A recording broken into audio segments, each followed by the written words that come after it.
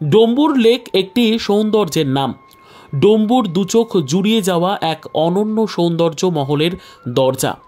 আসলে শব্দ কথার কোনো বিশ্লেষণেই ডম্বুরকে বর্ণনা করা যায় না। এটি প্রাকৃতিক সৌন্দর্যে ভরপুর একটি মনোমুগ্ধকর লেক। ঘুরতে ঘুরতে আমরা চলে আসছি ডম্বুর। সেটা কোথায়? অবশ্যই ত্রিপুরা। অনেকেই শোনেননি তো। যদি আপনাকে বলা হয় ত্রিপুরার কোথায় কোথায় ঘুরেছেন বা ঘুরতে যাবেন, তাহলে আপনি বলবেন মাতাবাড়ি, উদয়পুর, ছবিগুড়া, ঊনকোটি, এ সমস্ত নীলমহল, অনেক নাম চলে আসবে। কিন্তু ডম্বুর একটা অফবিট লোকেশন। ত্রিপুরার আগরতলায় নেমে আপনি কিন্তু চলে আসতে পারেন সোজা বাসে করে একদম গন্ডাছড়া বা আমবাসা। সেখান থেকে ডম্বুর আসার অনেক বন্দোবস্ত রয়েছে। আমরা এই মুহূর্তে দাঁড়িয়ে রয়েছি ডম্বুরকে দেখাবো বলে এবং দেখবো বলে। আমি সুশান্ত, আমার সঙ্গে রয়েছে লেন্সে শান্তনু। ঠিক আছে, আমরা এই ডম্বুর লেক এবং ডম্বুরের পাশে রয়েছে নারকেলকুঞ্জ আইল্যান্ড রিসোর্ট রয়েছে। 30 টাকা টিকিট দিয়ে সেখানটায় করতে হয়। আর রয়েছে বোটিংয়ের ব্যবস্থা। এই গভীর লেকের মধ্যে প্রচুর ছোট ছোট দ্বীপ রয়েছে। আমরা সেগুলো আপনাদেরকে দেখাবো, সেগুলো তুলে ধরবো আপনাদের কাছে দৃশ্যের মাধ্যমে, চলমান দৃশ্যের মাধ্যমে। সঙ্গে থাকুন, জুড়ে থাকুন। দীর্ঘ এবং গভীর এই লেকের মাঝে মাঝে ছোট ছোট সবুজ দ্বীপ। সেখানে কেউ কেউ যেন সবুজ দ্বীপের রাজা হয়ে বসে রয়েছেন। আগরতলা থেকে 120 কিলোমিটার দূরে হ্রদটির চেহারাটি শিবের ডমরুর মতন বলে কেউ কেউ মনে করেন। দীর্ঘ প্রায় 41 বর্গ কিলোমিটার এলাকা জুড়ে যেন একটি বিশাল এবং উত্তেজনাপূর্ণ জল শরীর। লেকের চারিদিকে সেজেছে সবুজ গাছপালায়। লেকের অত্যন্ত কমনীয় সৌন্দর্য এবং লেকের মাঝখানে 48টি দ্বীপের জন্য এর সৌন্দর্য বেড়ে গেছে বহুগুণ। বেশিরভাগ দ্বীপেই জনবসতি নেই, তবে কোনো কোনো দ্বীপে একটি দুটি পরিবার থাকে প্রকৃতির সাথে যুদ্ধ করে, মৎস্য শিকারী যাদের পেশা। পাশাপাশি ওই দ্বীপে অজস্র পরিযায়ী পাখির কুহুতান এবং জল ক্রীড়া দেখে অভিভূত হতেই হয়। লেকের কাছাকাছি একটি হাইড্রেল প্রকল্প আছে, যেখান থেকে গোমতী নদীর উৎপত্তি, এবং এই কারণে এই স্থানকে অনেকেই তীর্থভূমি বলে মনে করেন। প্রতি বছর 14ই জানুয়ারি বিখ্যাত পৌষ সংক্রান্তির মেলা অনুষ্ঠিত হয়। রাইমা ও সাইমা, এই দুই নদীর সঙ্গম দৃশ্য যেন এক অন্য প্রাপ্তি। নৌকার ইঞ্জিন থামিয়ে কিছুক্ষণ ভাসমান অবস্থায় থাকুন, যেন নিজেকে অন্যভাবে খুঁজে পাওয়ার সেরা ঠিকানা। কিংবা ভ্রমণ সঙ্গীদের মধ্যে যদি কেউ কেউ শিল্পী থাকেন, তাহলে তো কথাই নেই।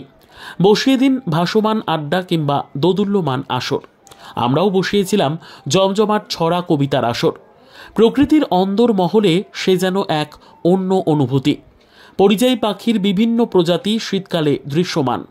কত যে নাম না জানা পাখির বসত ওই নির্জন দ্বীপগুলিতে ভাবাই যায় না। এই দ্বীপে নারকেল কুঞ্জ তৈরি করা হয়েছে। 30 টাকা টিকিটের বিনিময়ে এক সৌন্দর্যের সেতু পেরিয়ে ঘুরে আসতে পারেন সেই সবুজের কুঞ্জ ছায়ায়। এটা নারকেল কুঞ্জের একটা সুন্দর ছোট্ট দ্বীপ, চারিদিকে জল। চাকমা সম্প্রদায়ের একটা পরিবার এখানটায় বসবাস করে। আমি একটু উপরের দিকে যাওয়ার চেষ্টা করছি। আমার ভীষণ ভালো লাগছে এই জাতীয় ঘর।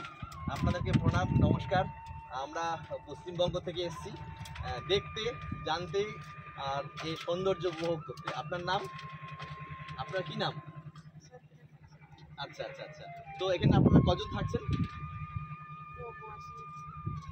কি সুন্দর এদের জীবনযাত্রা। আমরা সুন্দর বলছি, ওরা কিন্তু প্রত্যেকটা মুহূর্তে কষ্টের সঙ্গে, পরিশ্রমের সঙ্গে, যন্ত্রণার সঙ্গে যুদ্ধ করে বেঁচে আছে। সত্যি আমার খুব ভালো লাগছে। একটু আনকমন ভিউ, একটু আনকমন ডেস্টিনেশন এবং অবশ্যই অফবিট। আপনারা কিন্তু আসতে পারেন অমলের সঙ্গে। আমি এই মুহূর্তে সুশান্ত খুব সুন্দর বিন্দাস সময় কাটাচ্ছি। তারা নৌকা ভ্রমণ চলাকালীন মাঝে মাঝে ঘুরে আসতে পারেন ছোট ছোট নির্জন দ্বীপে। পাখিদের সাথে বার্তালাপ সেরে ফিরে আসতে পারেন আবার। যদি কোনো দ্বীপে রাত্রি বাস করতে চান, তারও ব্যবস্থা আছে। দ্বীপের মধ্যেই রয়েছে হোমস্টে। বেশ রোমাঞ্চকর ব্যাপার, তাই না? নৌকা ভ্রমণের আগে একটু দাম দর করে নেওয়া ভালো। গ্রুপ পিছু 2000 চাইলেও পর্যটক কম থাকলে 1200 থেকে 1400 টাকায় হয়ে যায়। পাশাপাশি হোমস্টেতে থাকা খাওয়া মিলিয়ে পিছু 1400 থেকে 1500 টাকা লাগবে। আপনার পছন্দ মতো খাবারের অর্ডার দিতে পারেন। তাহলে আর দেরি কেন? পরের ডেস্টিনেশন হোক ডম্বুর। কি কি মাছ আছে দিদি এখানে? ও দিদি, কি মাছ আছে এখানটায়? কি মাছ? কি মাছ? আমি এদিকে যাই, আপনি এদিকে কোন? কি মাছ? এটা তো চিংড়ি মাছ। এটা চিংড়ি মাছ, এটা হলো এই আয়ের মাছ। এটাও আইর মাছ। এটা হলো পুঁটি। এটা লেকের মাছ। আর এটা এই কলসির সব পুঁটি।